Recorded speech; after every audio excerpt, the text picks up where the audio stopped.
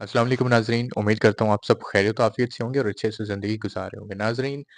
कुछ अहम तरीन ख़बरें हैं जिनसे आपको आगाह किया जाएगा, लेकिन सबसे पहली ख़बर ये है कि पाकिस्तान में वो सिलसिला शुरू होने लग चुका है। लोग अपने ओहदों से इस्तीफ़ा जो है वो देना चाह रहे हैं, छोड़ना चाह रहे हैं। कमिश्नर साहब अभी रिसेंटली आपने देखा कि उन्होंने इस्तीफ़ा दिया और उन्होंने इस्तीफ़ा देने से पहले जो है बयान भी दिया कि इलेक्शन जो हुए 8 फरवरी को और फिर उसमें जो धांधली हुई उसके अकॉर्डिंग जो है हमें किस तरह से जो है मॉनिटर किया गया, हमें लोगों को जितवाने का कहा गया, हमें धमकियाँ दी गई कि फलाँ-फलाँ बंदे हैं, उन्हें जितवा कर जो है उनको मुख्तलिफ ओहदे देने हैं, किसी को मिनिस्टर की सीट देनी है, जो कुछ। नाज़रीन, ये सिलसिला अब इस तरह से चलना शुरू हो चुका है, पाकिस्तान के जितने भी लोग हैं, जितनी भी पार्टियाँ हैं, वो एक बंदे की खातिर जो है उन्होंने मुल्क को इस हद तक गिरा दिया है, इस हद तक ले गए हैं मुल्क को कि आप सोच भी नहीं सकते। ये मुल्क जो है अब एक बंद गली जो है उस तक पहुँच चुका है। जो बंद गली है वो जहाँ से भी ओपन करें या जहाँ से भी वो गुज़रना चाहें उस गली से, लेकिन इमरान खान साहब जो हैं वो उस गली में शामिल हैं, उस गली में खड़े हुए हैं और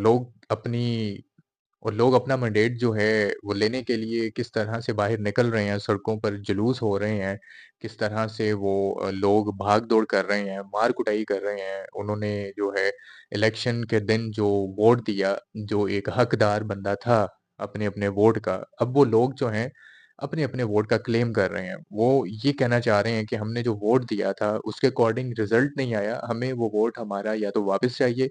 या फिर हमें वो हुकूमत चाहिए जो हमने वोटिंग के ज़रिए बनाई थी या वोटिंग के ज़रिए जो उम्मीदवार जो हैं जिनको हमने जितवाया था,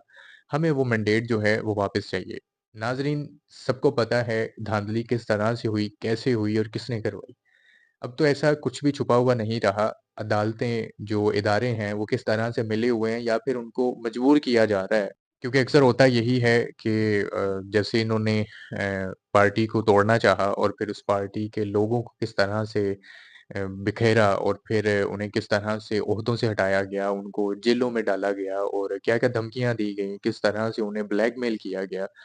ये तो हम सबको पता है क्योंकि सरेआम इमरान खान साहब ने कहा था, बल्कि ये इलेक्शन होने से पहले भी जब उनकी हुकूमत थी या उनको खदशा था कि मेरी हुकूमत जो है ये गिर जाएगी, इक़्तिदार में आएँगे लोग, ये तमाम पार्टियाँ जो हैं इकट्ठी हो जाएँगी। उन्होंने तब एक बात कही थी और वो बातें सारी सच्ची हुई हैं कि सबसे पहले जो है उनकी हुकूमत को गिराया जाएगा और फिर उसके साथ ही साथ इमरान खान की जो पार्टी है उसको तोड़ा जाएगा, लोगों को अगवा किया जाएगा और उनको भी साथ में जेल में डाला जाएगा और फिर जेल में डालने के बाद जो है नवाज़ शरीफ साहब वापस आएँगे, वो वापस आ गए और फिर उनके जितने केसेज़ हैं, वो सब माफ़ करवाए जाएँगे, वो माफ़ हो गए और फिर साथ ही साथ जब मैं जेल चला जाऊँगा, फिर हमारे हाथ-पाँव बाँध दिए जाएँगे, हाथ-पाँव बाँधने के बाद जो है, हमें तोड़ा जाएगा और फिर इलेक्शन करवाए जाएँगे। लेकिन उन्होंने एक बात ये भी कही थी कि ये जो कुछ मर्ज़ी कर लें, ये तमाम पार्टियाँ मिल-जुल कर भी इलेक्शन जो है वो लड़ें या मेरे खिलाफ जो है जितनी भी साज़िशें कर लें, इस बार ये इलेक्शन ही नहीं बल्कि अपनी इज़्ज़तें जो हैं वो भी नीलाम होती देखेंगे। इनकी पार्टियाँ तबाह-ओ-बर्बाद हो जाएँगी, लोग सड़कों पर आम निकलेंगे अपने हक़ की खातिर क्योंकि उन्होंने शायद अब शऊर दे दिया है खान साहब ने अवाम को। अब अवाम इमरान खान की खातिर नहीं बल्कि शायद अवाम अब अपनी खातिर बाहर सड़कों पर निकल रही है। एहतजाज हो रहे हैं और अभी इस्लामाबाद में आपको बताते चलें कि जो जलसा हुआ, जो अफ़ज़ल मरवत साहब जो हैं, वो किस तरह से आए और फिर आगे पुलिस अफ़सरान खड़े थे उनको सज़ा देने के लिए या फिर उनको हिरासत में लेने के लिए और किस तरह से वो काफ़िला जो है पुलिस के दरमियान से निकला और एक शेर की तरह शायद ना डर, ना खौफ, इस तरह से वो मरवत साहब जो हैं, वहाँ से काफ़िला लेकर अपना आगे बढ़े और लोगों की काफ़ी तादाद भी थी। अब वहाँ पर जो है ये ख़दशा भी था कि कहीं लड़ाई ना हो जाए। जी नाज़रीन, ये सूरत-ए-हाल हर शहर में है, हर इलाके में है, लोग जो है एहतजाज कर रहे हैं। लोगों ने इलेक्शन को भूला नहीं है, जो-जो इलेक्शन में मौजूद थे या वोटिंग की, वो लोग अपना क्लेम कर रहे हैं और जब तक ये फ़ैसला नहीं होगा सुप्रीम कोर्ट की तरफ से या फिर वैसे ही अगर कोई फैसला ना हो सका, तो फिर ये अवाम फिर से जो है सड़कों पर निकलेगी, फिर दंगा-फ़साद भी होगा और काज़ी फ़ाइज़ ईसा साहब जो हैं, उन पे बड़ी तनकीद की जा रही है, बल्कि उन्होंने स्टेटमेंट भी दी है, एक वीडियो जारी हुई, जिसमें उन्होंने कहा कि ऐसे तो कोई भी आकर जो है हमें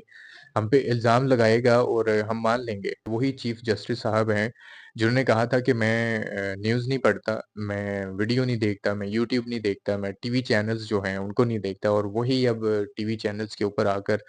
बताते फिर रहे हैं कि ये साज़िशें हो रही हैं, ये फ़ैसले किए जा रहे हैं। तो शायद वो देखते हैं तो फिर ही उन्हें भी कोई ख़दशा है या डर है कि कल को खिलाफ़ भी जो है कोई आकर इस तरह से बयान ना दे या फिर इस तरह से कुछ साज़िश ना करे। ये धमकियाँ दी जा रही हैं। अभी तो सुनने में आ रहा है कि अभी 3-4 ऐसे इस्तीफ़े आएँगे कि ये लोग तंग रह जाएँगे। इन्हें पता नहीं चलेगा कि किस तरह से जो है ये बदनाम हो रहे हैं और अभी हुकूमत जो है वो सही तरह से इक़्तिदार में भी नहीं आ रही क्योंकि कोई फ़ैसला नहीं कर पा रहा। नून लीग जो है और पीपल पार्टी जो है मिलकर और जितने भी आज़ाद उम्मीदवार हैं, उनकी भी राह तक रहे हैं कि किस तरह से हम इनको मिलाकर जो है एक आज़ाद हुकूमत बनाएँ और जो आज़ाद उम्मीदवार हैं